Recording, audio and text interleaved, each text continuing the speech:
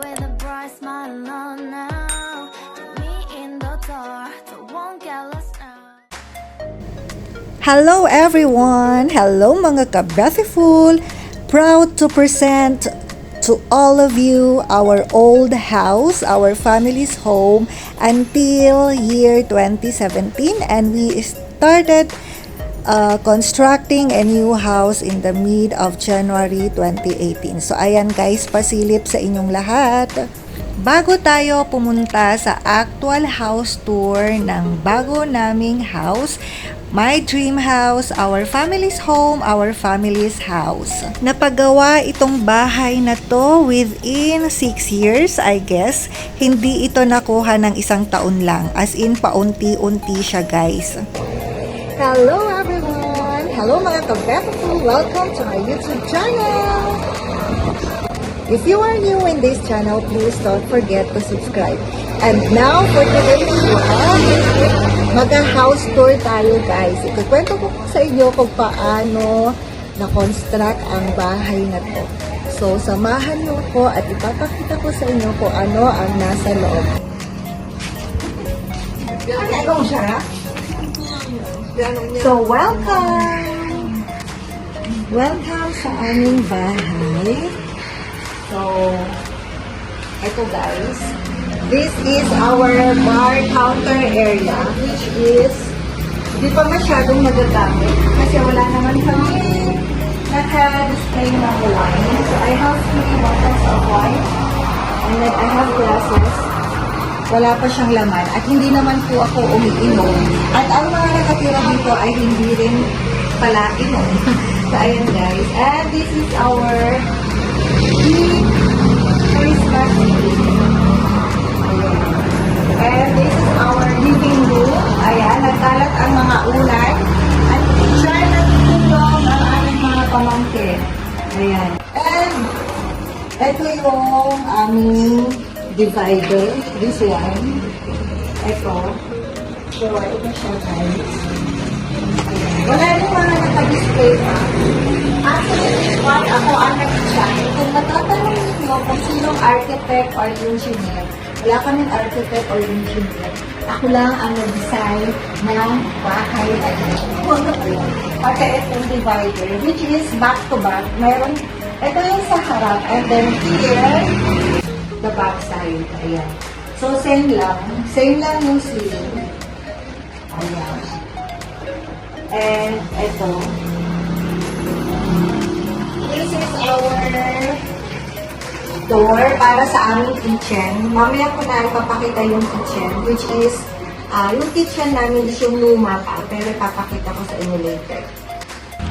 And, this serves as our altar. So, andito pa si Tatay Dear, kasi nga nagbabangsa kami the other day. So, ayan siya. So, now, punta naman tayo sa taas. So, ito yung mga design ng aming Christmas decor. Diba? Arte-arte. So, tara guys, sa taas.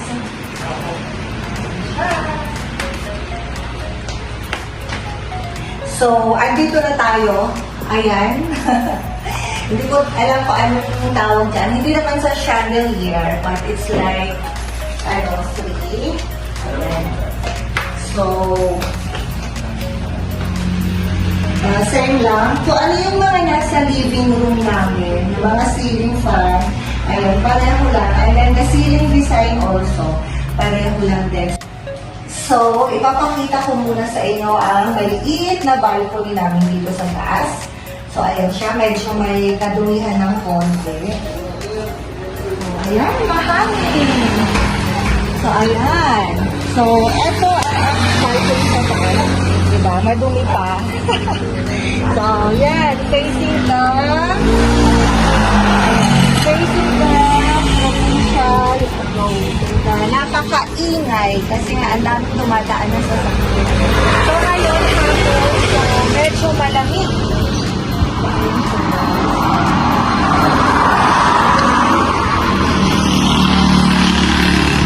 Papakita or ipapasilip ko lang sa inyo ang 3 bedroom dito sa taas. At Actually, maliliit lang siya na size. Pero ipapasilip ko kami sa inyo kahit magulo. So, tama na lang.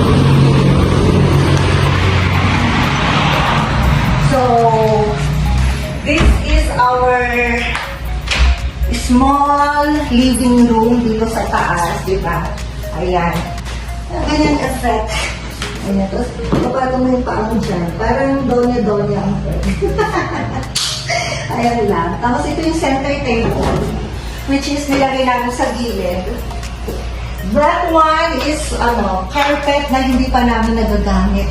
Ayaw pa nilang gamitin ng tita ko, so naka-stack lang siya dyan para sa babayan. So, ayan siya, small. So, these are the 3 bedroom. This is the first one. Second, so may mirror ulit, of course. We have mirror. And then this is the 3rd room. Yeah. So, ipapasilip ko sa inyo yung room. Dito ako nag-stay. Actually, pare-pareho lang yung size ng room na to, yung 3. So, pasensya na kayo kung medyo magulo at makalat kasi alam niyo na, ang dami namin nung New Year's Eve, Christmas and New Year's vacation, ang dami namin lahat dito kasi may mga kapatid ko at mga pamangkin. So, ayan siya. Ayan, papasilip ko kahit magulo. Double deck siya. Ayan. Double deck, ayan. Ang mga damit, o diba? Ayan, ganyan siya. Ayan ang extra na foam. Natutulugan namin dito sa floor pag hindi na kami nagkasya. And ceiling is the same. Lahat ng ceiling design namin is pare-pareho sa lahat ng room. Ceiling fan and ceiling lights also. Ayan. So, I have here one piece of wardrobe. So, ito yung 1 bedroom. Ayan. Ayan. So, labas na tayo.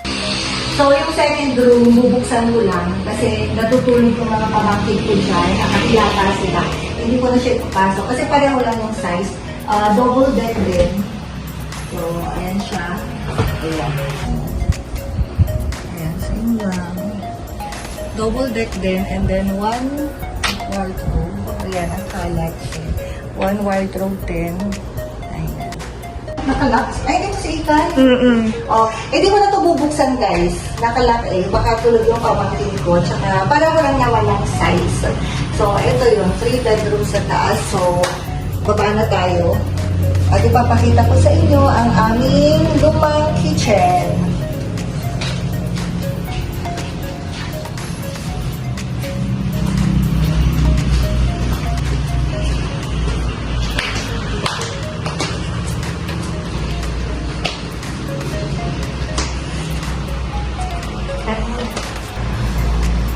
So, dito na tayo sa aming kitchen na luma pa to. Hindi pa siya kasama sa renovation. Wala pang budget. Mag-iipon ulit. So, ito lang yung napagawa until here, hanggang sa taas, at saka yung balcony, at saka terrace. So, ito yung sa kitchen namin. Guys, papakita ko pa rin kahit magulo at luma. So, ayan siya. So, ang init. Ayan, malaki yung area. Pero hindi pa namin siya na isasama sa renovation. Sobrang init kasi tingnan niyo yung yero. As in, direct pa siya. As in yero. So, sobrang init. So, ito siya. Ito yung kitchen namin. Ayan, ano magluwag. Ayan. May mga tables, ang kalat. Ayan. Ito lang. Ay, ubus na ang brownies. Nag-bake ako ng brownies, 30 minutes ago, ubus na, plato na lang, ayun. So, dito kami nagluluto, mayroon kaming gas range, ayan, pero hindi masyadong ginagamit ito ng tita ko. So, ito yung kitchen namin na kailangan i-renovate. Actually, meron na rin akong design, ako rin ang nag-design, may layout na ako kung paano gawin. Ang wala pa is budget. Ayun. Budget, pero ang layout at ang design, meron na akong idea kung paano gagawin yung kitchen namin. Kasabay ng toilet and bath. Yun lang. Mag-iipon ulit. Siguro after a year ulit. Baka early 2025, mag-usahan na yung kitchen para diretso na. So, ayan. And then here, ayan, dirty kitchen. O, yan. Dito na rin kami nagluluto. dirty kitchen. And this is our toilet. Ayan, malinis naman siya. Ayan. Ayan lang, ang dami lang nakasabit din.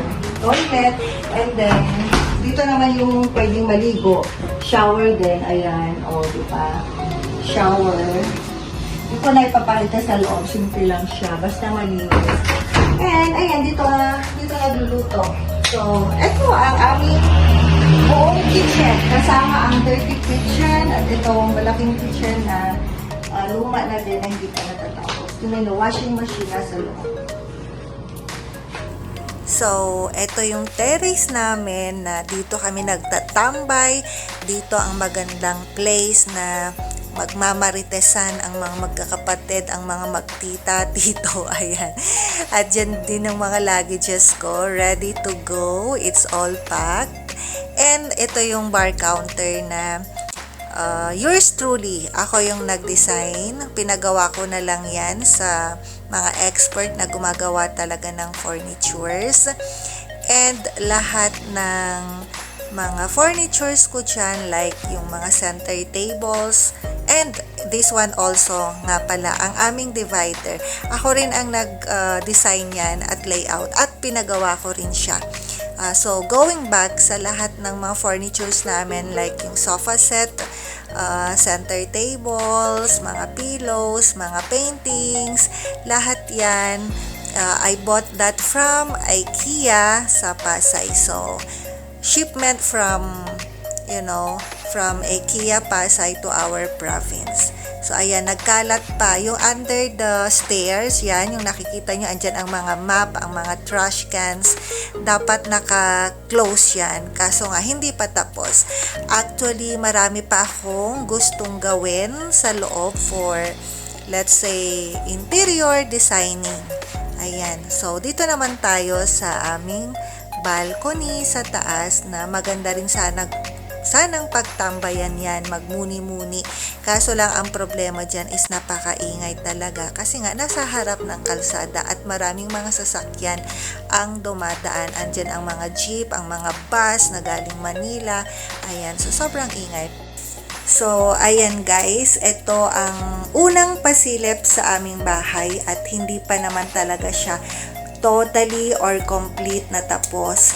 Marami pa pong pwedeng gawin, marami pa pong dapat gawin. Marami pa po siyang kulang, pero I'm hoping and praying that in God's will and grace, makokompleto na rin ito in the next coming years. So, ayan guys, dito nagtatapos ang ating house tour or pinasilip ko ang aming munting tahanan. At gusto ko lang sabihin sa inyo na this house is for all of us, for the family. And it took me around 6 years para ma-construct yung living room at saka yung sa first floor na bedrooms and the balcony and then the terrace. Itong kitchen area namin, hindi pa siya natatapos. So hopefully after a year makapatipon ulit at mapagawa na. So, gusto ko lang sabihin sa inyo guys na kung may pangarap kayo, may gusto kayong abutin, lahat posible as long as you will work hard for it and at the same time, samahan natin ang prayers and yung faith mo. Dapat hindi nawawala ang faith mo to God na talagang lahat is possible. Walang imposible sa Kanya. So, patience din. Andyan ang patience, sacrifice, at saka ang hard work. So, ayan guys, dito nagtatapos. At sana, kung nagustuhan nyo ang vlog na ito, please don't forget to like, share, comment, and subscribe. So, thank you for watching. Bye-bye!